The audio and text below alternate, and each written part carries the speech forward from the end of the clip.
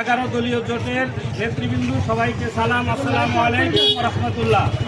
সম্মানিত উপস্থিতি, 24শে গণঅভ্যুত্থানের মাধ্যমে, 24শে ছাত্র আন্দোলনের মাধ্যমে আমরা যে সুযোগ সুবিধাটা পেয়েছি, এই সুযোগ বারবার আসবে না।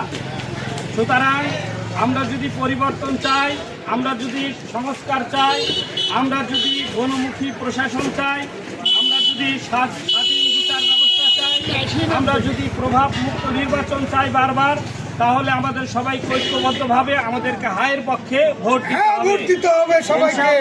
আমরা অবগত আছি আগামী 12ই ফেব্রুয়ারি আমাদের নির্বাচন। এই নির্বাচনে আমরা সবাই স্বতঃস্ফূর্তভাবে আমরা অংশগ্রহণ করব এবং ন্যায় ও ইনসাফের পক্ষে ভোট দেব ইনশাআল্লাহ। ভোট দেওয়ার জন্য সমস্ত বাংলাদেশ জামাত ইসলামী সহ 11 দলীয় সমস্ত ভোটার ভাই বোনদেরকে 72 ঘন্টার প্রিপারেশন নিয়ে ভোট কেন্দ্রে আসতে হবে, যাতে নাকি কোনো প্রকার বিশৃঙ্খলা হলে আমরা বিশৃঙ্খলা প্রতিরোধ করতে পারবো ইনশাআল্লাহ।